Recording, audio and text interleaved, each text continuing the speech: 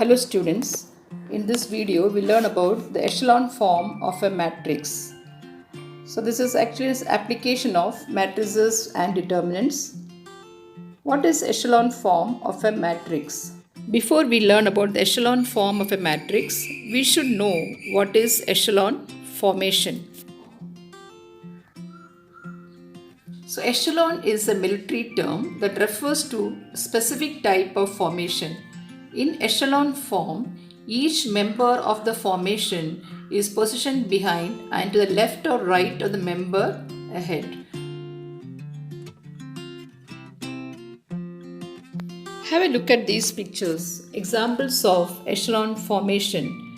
Here, aircraft flying in echelon formation so that each plane is behind and in this case to the left of each plane in front of it.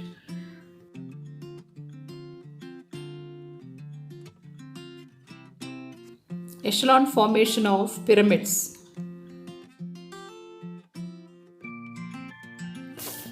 Birds in echelon formation.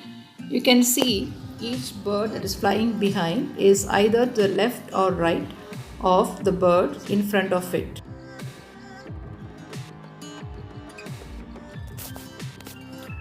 Now let us see what is echelon form of a matrix. Now, echelon form of a matrix, you have two types. One is row echelon form, another one is column echelon form. Now we are going to deal with row echelon form today. If a matrix is given, we use the row elementary operations and change the given matrix into a new form of matrix that is called as echelon form of a matrix or triangular form of a matrix. Let us see now what does it mean for a matrix to be in row echelon form. Let us take an example now. As we all know, matrix is an arrangement of elements in rows and columns. The horizontal lines are called as rows and the vertical lines are called as columns. This matrix has 6 rows and 9 columns. A row is called a non-zero row if it has at least one non-zero element. If a row has only zeros, then that row is called as a zero row. So in this example, the 6th row is a zero row because that row has only zeros and all the other rows are non-zero rows. So we have 5 non-zero rows and 1 zero row. The next term that you should know is leading entry. Leading entry of a row is that first non-zero entry in that row. For example, here the first row A is the leading entry, that is the first non-zero entry. Second row it is B. Third row C. Fourth row it is D. Fifth row it is E. And the last row it is a zero row. Now we move on to the rules to check whether the given matrix is in echelon form. A matrix is said to be in echelon form if the zero rows lie completely at the bottom. That's the first rule. Second rule is in any two consecutive non-zero rows, the leading entry in the lower row occurs to the right of the leading entry of the upper row. That is, the first non-zero entry of k plus 1th row is to the right of the first non-zero entry of the kth row. Third rule is all entries in a column below a leading entry are zeros. I'll explain these rules one by one with an example. The first rule is zero rows lie completely at the bottom. You know what a zero row is? A row with only zeros. So, if you have a zero row, that zero row should be at the bottom of the matrix. For example, in this example, the zero row, that is the 6th row, it lies at the bottom. That means rule number 1 is satisfied. So this rule says that if there happens to be any rows with all zeros, they have to be at the bottom of the matrix. If you don't have rows with all zeros, then you need not check rule number 1. We'll move on to the second rule. The second rule says as we go down, the rows of a matrix from the first row to second row, then to the third row, the leading entries must be on the right. We'll take the same example. Now, first row the leading entry is A. Second row the leading entry is B. Where is B? It is on the right of A. Now go to the third row. C is the leading entry. Where is it? Right of B. Fourth row, the leading entry is D. It is on the right of C. Last fifth row, the leading entry is E. That is on the right of D. So that is the rule 2. The second rule says the leading entry of the k plus 1th row is the right of leading entry of the kth row. Suppose if you take k as 2. So kth row means second row. K plus 1th row, third row. So the leading entry of the third row should be on the right of the leading entry of the second row. Okay, so you can very clearly see leading entry of the second row is B, leading entry of the third row is C, C is on the right of B. So that's about rule 2. Now we move on to the third rule.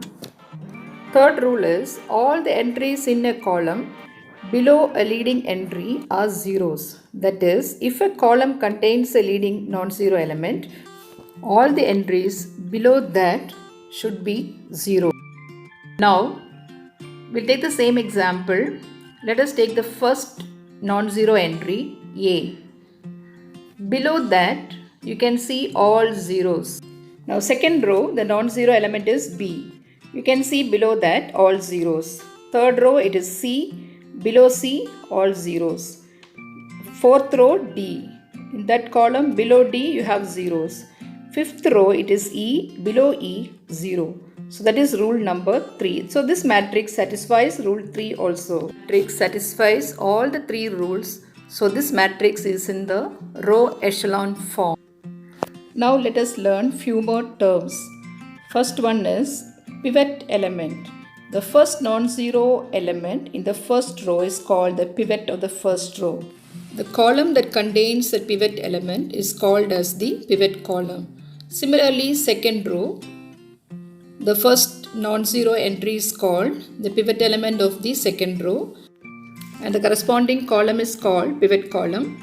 Similarly to the third row, fourth row, it goes on. Now, how to convert a given matrix into the row echelon form? We apply elementary row operations. There is a separate video on that. Please watch that video. Now consider these examples. First one, 0, 1, 1, 0, 0, 3, 0, 0, 0. It is in row echelon form. Rule number 1, the 0 row is at the bottom.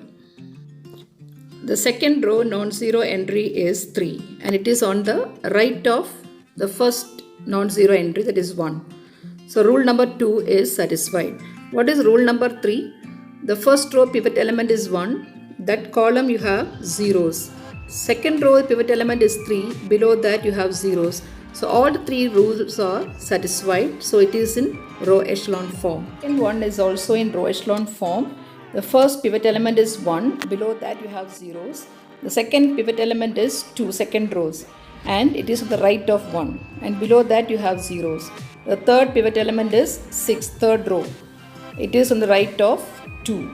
So it satisfies all the 3 rules. Therefore it is in row echelon form. Now come to the third sum. It is not in row echelon form. The reason is second row the pivot element is 5 and the third row pivot element is 1 and 1 is on the left of 5. That is against rule number 2. So it is not in row echelon form. Come to the next sum. 0, 3 minus 2. Again here second row pivot element is 5. It is on the left of the first row's pivot element, that is 3. 3 is on the right and 5 is on the left. That is against rule number 2. So it is not in row echelon form. Next let us see what is the rank of a matrix. So rank of a matrix you can easily find when the matrix is in the row echelon form. Just count the number of non-zero rows. For example, here both the matrices are in row echelon form. First question, there are 2 non-zero rows. So the rank is 2. The last row is a 0 row. The next question, you have three non-zero rows. The first row is a non-zero row, second is a non-zero row, third is also non-zero row. So rank is 3 because there are three non-zero rows. Let us see what is reduced row echelon form of a matrix. So two more rules we have to add. Already we learned three rules. The fourth rule is it should be in the echelon form first. Then the leading entry, there it can be any number, but here the leading entry in each non-zero row is 1. And the fifth rule is each leading that one is only one non-zero entry in its column. That means above 1 and below 1 you should have only zeros. That's called as reduced echelon form of a matrix. Thank you.